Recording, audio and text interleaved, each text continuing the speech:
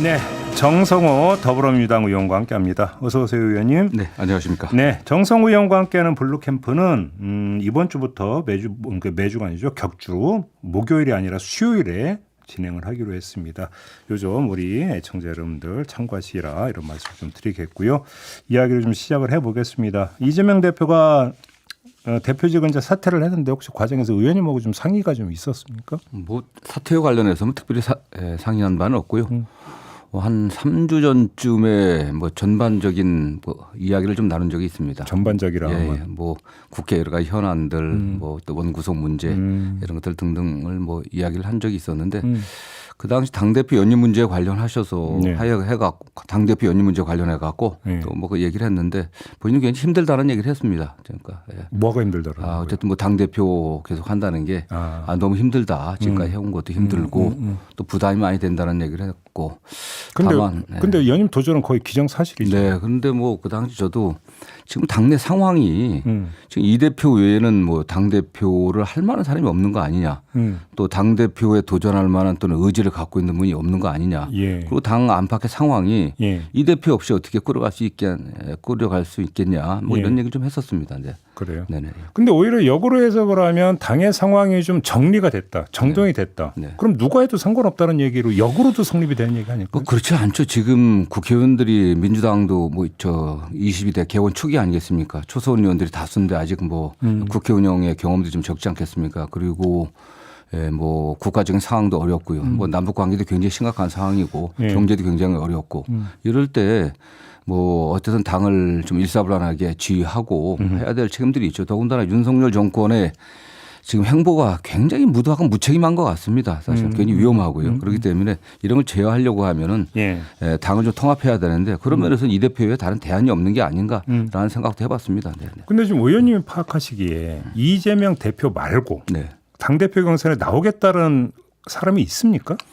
중요한 게 정치라고 하는 게 본인이 어떤 정책 목표와 비전을 갖고 또 의지와 열정이 있어야 되는 거 아니겠습니까? 그런데 그런 분들이 지금 없는 상황 아니겠습니까? 그게. 좀 없는 거죠. 의원님 파악하신 바로도 없죠. 지금 보이질 않고 있죠. 지금. 네. 그러면 찬반 투표하는 겁니까? 뭐 그렇게 돼야 되지 않겠습니까? 뭐 그냥 저는 뭐 이런 그림을 거의 본 적이 없어요. 예, 뭐 별로 없었죠. 예, 사실은. 그래요? 네네. 그리고 저는 뭐 개인적인 생각으로는 뭐 현재로서는 이재명 대표가 가장 강한 그 후보이고 또 가장 유력한 차기 주자이긴 하지만 또 차차기를 보면서라도 또 당의 뭐 젊은 분들이라든가 또 다른 중진들이 좀 도전해봤으면 어떻겠는가 하는 생각도 좀 해봅니다. 그런데 이제 그 선거라고 하는 것이 갖고 있는 속성이 그러니까 뭐 둘의 관계가 어떻게 되든지 간에 이제 선거 이제 경쟁에 들어가면 각을 세울 수밖에 없잖아요. 경쟁자로서. 근데 오히려 이제 그거에 대한 부담을 느끼는 게 아니냐. 예를 들어서 그러면 또 먼저 수박 얘기 나오고 이러면서 이제 뭐 차차기를 지금 의원님을 언급을 해 주셨을 경우 오히려 자신의 정책 입지가 당 내에서나 지지층 사이에서 오히려 좁아진다. 혹시 이걸 염려해서 안 나오는 거 아닐까요? 저는 그렇지 않다고 봅니다. 뭐 대선을 위한 경선이 아니고 당내 경선이기 때문에 당 대표 뽑는 경선이기 때문에 그런 부담 갖지 말고 했으면 좋다고 좀 보고 있고요. 또 이런 과정을 통해 갖고 본인의 정치적 비전과 또 국가 경영의 의지를 보이는 게 그래야 그런 분들이 나와야 또 차차기라든가 아니면 뭐 당이나 또 국가의 중요한 역할을 할 수 있는 거 아니겠습니까? 네. 자, 만약에 연임에 성공한다고 가정을 해보죠. 자, 그 내후년에 있는 지방선거 공천권 행사까지 하는 겁니까? 안 하는 겁니까? 그 현재 당원에 의하면 대선 1년 전까지 사퇴를 해야 되기 때문에 3월에는 해야 됩니다. 저는 뭐 그거 지키리라 좀 생각합니다. 지킬 거라고 보세요. 저는 뭐 대표 임기를 좀 그거를 넘어서 연장할 수 있는 그런 사유가 아니기 때문에 저는 뭐 지방선거 공천을 위해서 대표가 사퇴 시간을 연장한다 그런 선택은 전 안 하리라 봅니다. 그러니까 어제 저희가 이제 천준호 비서실장하고 인터넷 또 거의 비슷한 말씀을 하셨어요. 이제 그러면 저는 그 얘기를 들을 때마다 느끼는 게 뭐냐면 아니 그럴 거면 왜 굳이 오해를 사면서 당원을 왜 바꿨냐 도대체. 그때 가서 하면 되는 거지. 당연히 그런 얘기 나오죠. 저도 뭐 그런 비슷한 얘기를 뭐 다른 곳에서 한 적이 있습니다. 굳이 뭐 바꿀 필요가 있었냐라고 하는데 다만 뭐 또 세상 일이라는 게 또 알 수 없는 거 아니겠습니까? 또 그런 정도 내용의 당원이 국민의힘도 있고요. 그렇기 때문에 뭐 저는 그게 큰 문제 될 거라고 보지 않습니다. 알겠습니다. 사실은 어찌 본다면 대표보다 최고위원 그 선거가 더 관심이 될 것 같은데 그렇습니다. 지금 나타나는 현상이 언론의 표현을 빌려서 얘기한다. 명비어천가만 부르고 있다. 네네. 뭐 어대명을 문제 당대명, 네네. 당연히 대표는 이재명 하면서 이재명 대표 칭송 네네. 좀 심하지 않냐. 네네. 이런 그러니까 지적도 좀 있더라고요. 네네. 이 분위기가 네네. 어떻게 생각하십니까? 저도 별로 뭐 좋아 보이지 않습니다. 그래요? 오히려 당의 최고위원들이라고 하면 또 최고위원을 최고위원을 경험하면서 네. 또 당의 차기 지도자로 또 성장해야 되지 않겠습니까? 그러려고 하면은 또 최고위원으로서 민주당을 어떻게 혁신할 것이고 다음 지방선거라든가 차기 대선에서 승리하기 위해서 민주당이 어떤 방향으로 가야 될 것인지 네. 그런 자기 자신의 비전과 가치를 제시를 해야지 뭐 이 대표와 가깝다 또 이 대표 함께 뭐 지방선거 대선 승리하겠다 이런 얘기만 해갖고는 부족한 거 아니겠습니까? 그러니까요. 예, 예. 근데 최고위원 후보로 거론되는 사람 가운데 한 명이 지난 총선 과정에서 공천 취소가 됐던 정봉주 전 의원. 너 출마 결심을 굳혔다 이런 이야기가 혹시 들으셨어요? 뭐 언론에서 듣긴 했는데 예. 뭐 어쨌든 뭐 출마는 자유 아니겠습니까? 어떻게 평가하세요? 모르겠습니다. 어쨌든 뭐 본인이 선택할 문제이긴 하지만 또 당 안팎 여러 가지 여론들을 고려하셔갖고 예. 또 신중하게 뭐 판단하기를 좀 뭐 기대합니다. 그러면 공천 취소가 됐다라고 하는 거에 대해서 이제 과거 발언이 문제가 됐던 거잖아요. 네네. 이거에 대한 어떤 그러니까 당의 판단은 이미 끝난 것이다. 혹시 이렇게 간주하시는 겁니까? 네, 그렇습니다. 네, 네. 그래요? 네. 지금 전당대회를 앞두고 지역마다 대의원 지원자 수가 막 급증을 하고 있다 이런 보도도 있더라고요. 예. 왜 이런 현상이 벌어집니까? 지난 그 총선 과정을 보니까요. 예. 과거하고 다른 게 지지자들이 자기 의사를 굉장히 분명하게 표시하더라고요. 맞아요. 특히 전에는 그 민주당 지지자 또는 뭐 이재명 지지자 나는 뭐 저 같은 경우 정성호 지지자 이런 표시들 잘 안 했습니다. 그게 공개적으로. 예. 그러나 총선의 선거운동을 이번에 보니까요. 그런 의사를 굉장히 적극적으로 표시하더라고요. 그러면서 우리 국민들 특히 민주당 지지자들 당원들이 당에 굉장히 관심이 많아졌고 참여하려고 하는 의지가 굉장히 강하다는 느꼈습니다. 저는 뭐 그런 거 반영이 아닌가 하는 생각을 합니다. 그렇게 보시는 거고요. 상대 정당인 국민의힘도 이제 전당대회 국면으로 접어들지 않았습니까? 네네. 일단 그 진행 양상도 아마 예의주시를 할 것 같은데 누가 될 거라고 전망하십니까? 뭐 알 수가 없는 거 아니겠습니까?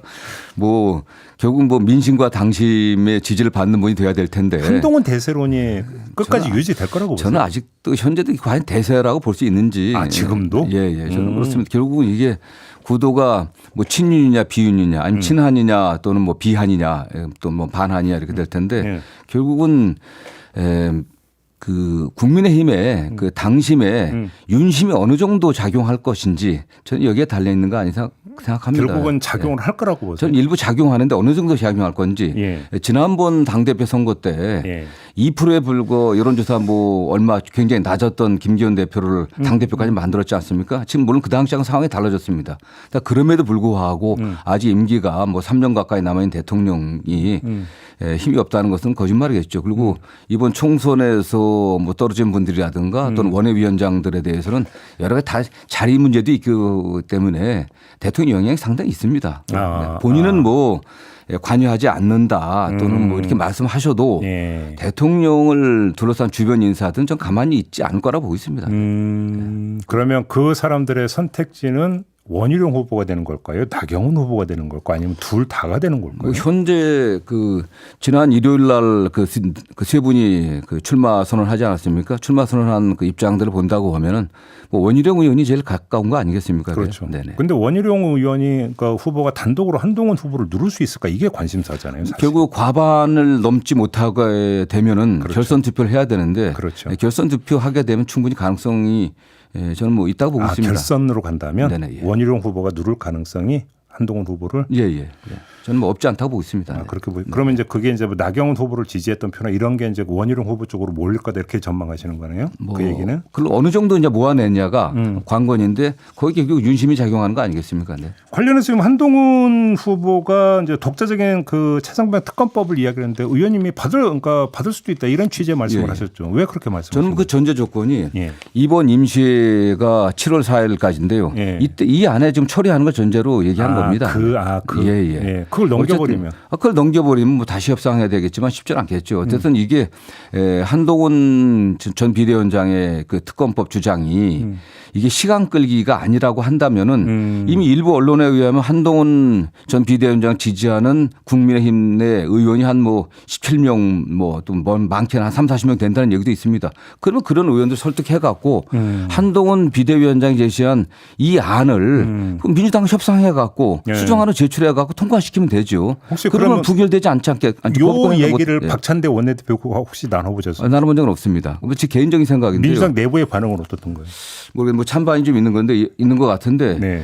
뭐 밖에 여러분들이 저한테 잘했다라는 얘기도 많이 하더라고요. 그래요? 그런 주장. 왜냐하면 어차피 현재로 봐서는 한동훈 전 비대위원장의 특검법이 국민의힘 내부에서 수용된 가능성이 없지 않습니까, 사실은요. 네. 그렇기 때문에 민주당이 그런 안이라면 오히려 적극적으로 수용한다고 하면은 뭐 어떤 뭐 전략상으로도 좋은 거 아니냐라는 얘기도 많이 그럼 하시더라고요. 의원님의 지금 그 말씀은 분열질, 그러니까 전략 아니십니까? 뭐 그런 측면도 있고요.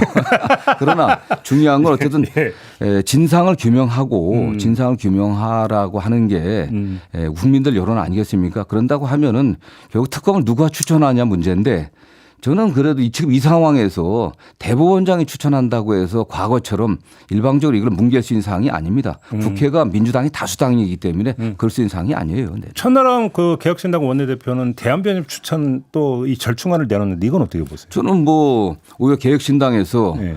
한동훈 전 비대위원장 가까운 국민의힘 내 의원들을 설득해 갖고 네. 뭐 단일안 만들어내서 네. 이번 임시에서 처리한다고 하면 굉장히 좋겠죠. 예. 그게 뭐 대한변협이든 대법원장이든. 네네. 예.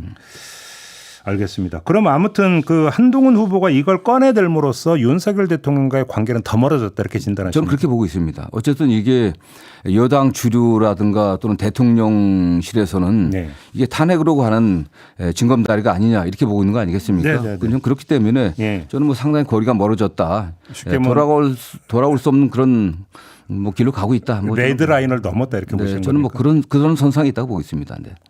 그럼 민주당 일부 인사들이 그 대표가 한동훈 후보가 되면 땡큐 뭐 이런 얘기를 하고 있다고 하는데 의원도 같은 견해십니까? 뭐 그 정도까지는 아니라고 하더라도 예. 다만 그 여당에서 예. 현직 대통령과의 관계가 나빠지면은 예. 재집권이 쉽지는 않죠. 뭐 과거의 사례들을 볼 때 이제 어차피 이제 그러면 이제 어떤 집권 세력의 분열로 결국 그렇습니다. 귀결되니까 네. 그 야당 입장에서 나쁠 거 없다 네. 그런 차원에서 네네. 그 지금 민주당이 이제 국회에서 이제 입법 속도를 올리고 있잖아요. 네네. 이제 그 속도를 올리는 이유는 뭐 여기서 굳이 설명까지 할 이유는 없을 거고 많이 아실 것 같은데 네네. 혹시 이 과정에서 발생할 수 있는 부작용이라든지 네네. 내지 오버 액션이라든지 혹시 이런 것들은 경계가 안 되십니까? 경계해야죠. 어떤 점이 가장 우려스러운 부분? 저는 뭐 상임위에서 예. 어쨌든 국회는 가능한 한 최대한 소수자와 대화하고 타협하고 또 협상하고 해야 됩니다. 사실은. 어쨌든 국회 다수당 민주당 아니겠습니까? 예. 그렇게 됐을 때 다수당이 일방 독주한다고 하면 국민들 어떻게 보겠습니까? 어쨌든 민주주의가 소수를 존중해야 되기 때문에 네. 최대한 우리 당에서도 여당과 국회 소수당인 여당과 대화하고 타협하고 하는 그런 모습을 보여야겠죠. 사실은. 그러면 어제 법사위 회의장에서 연출된 장면 보셨죠? 네네. 예. 그래서 정청래 위원장과 유상범 의원의 설전이라든지 네네.